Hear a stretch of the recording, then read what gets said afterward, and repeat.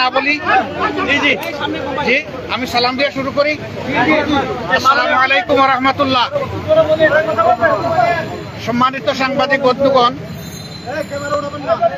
আমরা আপনাদের মাধ্যমে আমাদের প্রিয় দেশবাসীকে জানাতে চাই যে আমরা সবাই অবহিত আছি 15.5 বছরের দুঃশাসন অপশাসনের পর আগস্টের 5 তারিখ এই দেশে একটা গণ অভ্যুত্থানের মাধ্যমে পরিবর্তন এসেছে। যে পরিবর্তনকে এদেশের আপামর জনগণ অভিনন্দন জানিয়েছে।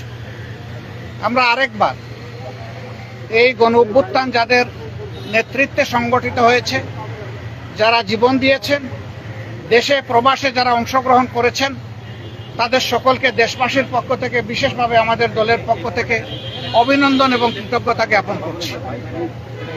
এ সময় যারা নিহত হয়েছেন, আল্লাহ তাআলার দরবারে তাদের আত্মার মাগফিরাতের জন্য দোয়া করছি। যারা আহত হয়েছেন তাদের সুচিকিৎসা নিশ্চিত করার জন্য আমরা সরকারকে আহ্বান জানিয়েছি এবং আল্লাহ তাআলার দরবারে তাদের সুস্থতা কামনা করছি। প্রিয় সাংবাদিক বন্ধুগণ, আপনারা জাতির বিবেক আর মিডিয়া জাতির দর্পণ, কিন্তু 15.5 বছর বিভিন্ন কারণে অনেকে তার বিবেক অনুযায়ী কাজ করতে পারেননি।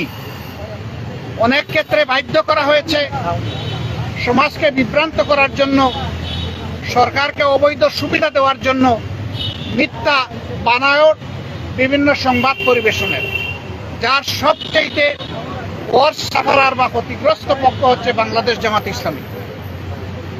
কিন্তু আমরা অতীত নিয়ে ঘাটতে চাই না। আমরা দেশবাসীকে সাথে নিয়ে সকলের সহযোগিতায় দেশটা সামনের দিকে আগাক, সেই জায়গাটাই আমরা অবদান রাখতে চাচ্ছি। এই জন্য অতীতে যা হয়েছে আমরা পিছনে ফেলে দিলাম। তবে যারা সুনির্দিষ্ট অভিযোগে অভিযুক্ত, যারা মানুষ খুন করেছেন, খুন করেছেন, লুণ্ঠন করেছেন, দেশের সম্পদ দেশ পাচার করেছেন, আয়নাঘর তৈরি করেছেন, দিবারাত্র মানুষের পর ত্রাসের রাজত্ব কায়েম করেছেন, তাদের বিচার, তাদের উপরে ন্যায় বিচার নিশ্চিত হোক, এটা আমরা দাবি করি। আমাদের উপর যেমন জুলুম করা হয়েছে, তাদের কারো উপর জুলুম করা হোক, সেটাও আমরা চাই না। আমরা চাই যে ন্যায় বিচারের মাধ্যমে সবাই যেন তার অপরাধের সঠিক পাওনাটা বুঝে পায়। আমরা আজকে এসেছিলাম দেশের প্রয়োজনে, জাতির প্রয়োজনে। এই সরকার একটা নির্দলীয় অন্তর্বর্তীকালীন সরকার। তারা দেশ শাসনের জন্য আসেননি, দেশ শাসনের সুস্থ পথ বিনির্মাণের জন্য তারা এসেছেন। তাদের কাজ হচ্ছে জাতির সামনে যা জাতি বঞ্চিত ছিল, এটি প্রাথমিক ইনফরমেশন। যদি আমাদের দিনক্ষণ ঠিক থাকে, আপনারা ইনশাল্লাহ দাওয়াত পাবেন, বা যখনই হয় আপনারা দাওয়াত পাবেন। আমরা অবিলম্বে আমাদের চিন্তা জাতির সামনে তুলে ধরব যে কি কি সংস্কার এই মুহূর্তে প্রয়োজন, কি কি সংস্কার পরবর্তী পর্যায়ে আমাদের লাগবে। সেই জিনিসগুলো আমরা জাতির সামনে পারে এবং সকল ধরনের ষড়যন্ত্র রাখতে পারে, সেই বিষয়গুলো নিয়ে আমাদের এখানে কথাবার্তা হয়েছে। আমরা আশা করছি এই বর্তমান অন্তর্বর্তীকালীন যে সরকার আছে, তারা কোনো ধরনের পক্ষ বিপক্ষের মানসিকতা না নিয়ে, বরঞ্চ নিরপেক্ষ দৃষ্টিকোণ থেকে তারা দেশকে একটা ভালো জায়গায় নিয়ে একটা সুষ্ঠু নির্বাচন তারা দিতে সক্ষম হবেন। এবং এই ক্ষেত্রে এইটাও আমরা আশা করছি যে এই সময়টা এই প্রত্যাশাকে ফুটিয়ে তোলার জন্য এবং আগামী দিনে একটি বৈষম্যহীন বাংলাদেশ গঠন করার জন্য, যেখানে ইনসাফ ভিত্তিক সমাজ প্রতিষ্ঠিত হবে এবং কারো উপর কোনো ধরনের জুলুম দল কিংবা ধর্মের কারণে হবে না, এমন একটা দেশ, ঐক্যবদ্ধ জাতি গঠনে আপনারাও আমাদেরকে এই ক্ষেত্রে সহযোগিতা করবেন, দেশবাসীকে সহযোগিতা করবেন। আপনাদের সকলকে ধন্যবাদ। হ্যাঁ, এখানে একটা প্রশ্ন এসেছিল, আসন্ন দুর্গাপূজায় আইন শৃঙ্খলা পরিস্থিতি সুন্দর রাখার জন্য করণীয় কি। আমরা সেগুলো আলোচনা করেছি।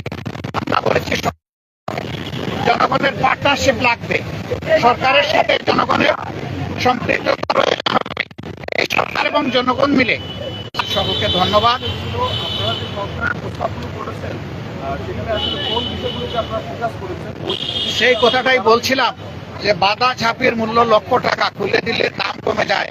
ইনশাল্লাহ আমরা ঝাঁপির মুখ খুলবো আগামী 9 তারিখ। সেই পর্যন্ত আমরা ধৈর্য ধরে অপেক্ষা করি।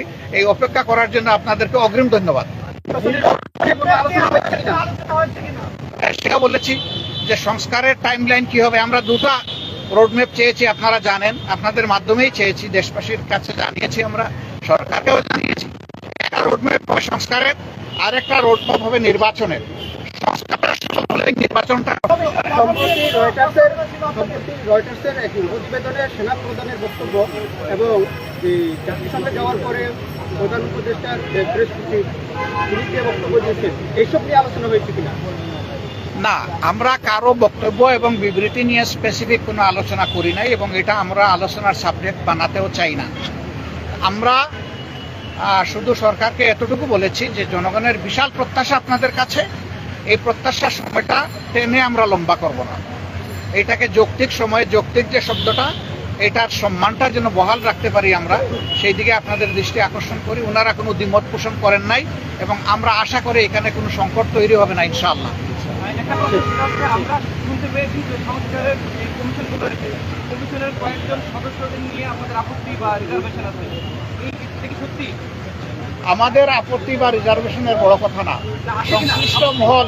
সংশ্লিষ্ট মহল থেকে কেউ যদি কনসার্ন উত্থাপন করে এটা তাদের ব্যাপার। আমরা দলগতভাবে কোনো কনসার্ন উত্থাপন করি না। Thank you. সবাইকে ভালো থাকেন। প্রশ্নোত্তরে আমরা সংস্কারকেই 1 নম্বরে গুরুত্ব দিচ্ছি। প্রশ্নোত্তরের এই পর্বটা এত মজাদার,